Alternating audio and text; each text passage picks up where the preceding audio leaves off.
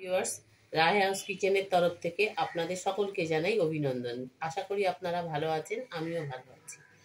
আমি আজকে আপনাদের দেখাবো একটা রান্না, যেটা হলো নিরামিষ ফুলকপির রোস্ট। এর জন্য আমার লাগছে যা যা উপকরণ: ভাপিয়ে নেওয়া ফুলকপি, আলু, টমেটো, নারকেল কোড়া, মুগের ডালটাকে আমি কাঁচা লঙ্কা দিয়ে সিদ্ধ করে রেখেছি। এছাড়া লাগছে সাদা তেল, আদা, কাঁচা লঙ্কা, টমেটো, কড়াইশুঁটি, আর লাগছে নুন, চিনি, ধনের গুঁড়ো।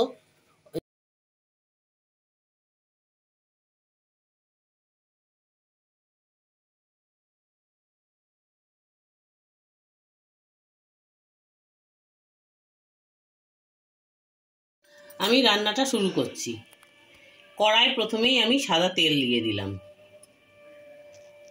তেলটা গরম হোক।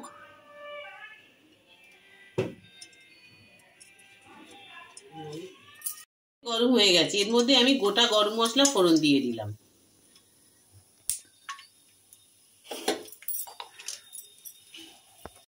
সুন্দর গন্ধ বেরোলে এর মধ্যে আমি আলুগুলোকে দিয়ে দেবো। দেখুন, আমার আলুগুলো ভাজা ভাজা মতন হয়ে গেছে। দেখুন, আলুগুলো আমার ভাজা ভাজা হয়ে গেছে। এবারে আমি যে আগে থেকে ভাপানো ফুলকপিগুলো ছিল, সেই ফুলকপিগুলো আমি দিয়ে দিলাম। দেখুন, আমার ফুলকপিগুলো ভাজা ভাজা হয়ে গেছে। এবারে আমি এর মধ্যে এই টমেটো বাটাটা, যে টমেটোটা আমি দেখিয়েছিলাম, সেই টমেটো বাটাটা আমি দিয়ে দিলাম। টমেটো বাটাটা দিয়ে আমি কিছুক্ষণ নাড়বো। এবারে আমি আদা, কাঁচা লঙ্কা বাটাটাও আমি দিয়ে দিলাম। দিয়ে আবার একটু নাড়বো। আদা, কাঁচা লঙ্কাটা দিয়ে ভাজার পরে যে গুঁড়ো মশলাগুলো দেখিয়েছিলাম, সবটা আমি একটা পেস্ট বানিয়ে নিয়েছি। এই পেস্টটা একসঙ্গে আমি দিয়ে দেবো।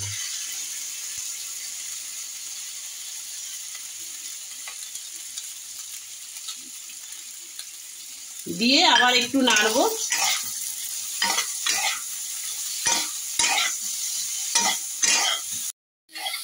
এইবারে মশলাগুলো দিয়ে ভালো করে কষার পরে আমি যে কড়াইশুঁটিগুলো ছিল, কড়াইশুঁটিগুলো দিয়ে দিলাম। কড়াইশুঁটিগুলো দিয়ে একটু নাড়ি, তারপরে আমি সেদ্ধ মুগের ডালটা আমি এর ভেতরে দিয়ে দেবো। এই যে আমার সেদ্ধ করা মুগের ডালটা ছিল, আমি এর ভেতরে দিয়ে দিলাম। দিয়ে আর একটু নেড়ে নিই।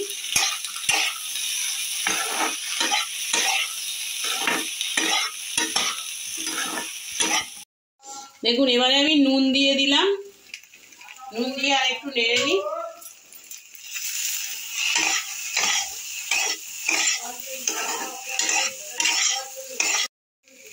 গরম জল আমি দিয়ে দিলাম।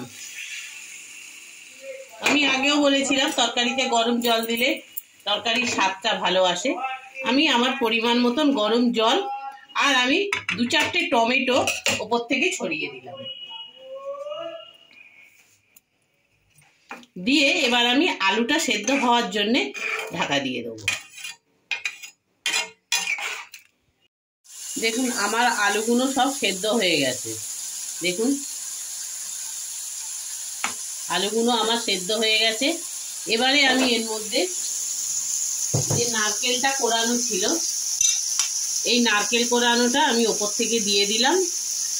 এবার একটু চিনি দেবো, আর এবার একটু ঘি দেবো।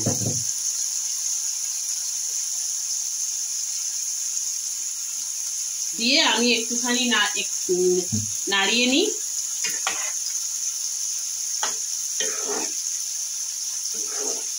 নিয়ে আমি চাপা দিয়ে গ্যাস বন্ধ করে দিলাম। দিয়ে আমি চাপা দিয়ে রেখে দেব।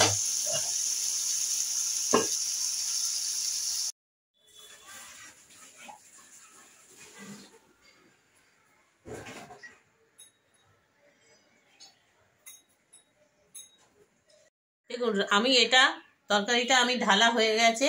এবার আমি দেখি কেমন খেতে হয়েছে। ভালোই হয়েছে খেতে। আপনারা করে দেখবেন, খেয়ে কিরকম লাগে যদি ভালো লাগে চ্যানেলটা লাইক সাবস্ক্রাইব করবেন এবং বেল আইকনটা টিপে দেবেন, যাতে পরবর্তী রান্নার ভিডিও নিয়ে আপনাদের কাছে চলে যেতে পারি। আপনারা ভালো থাকুন, সুস্থ থাকুন, এই কামনা করে আজকের ভিডিওটা শেষ করলাম।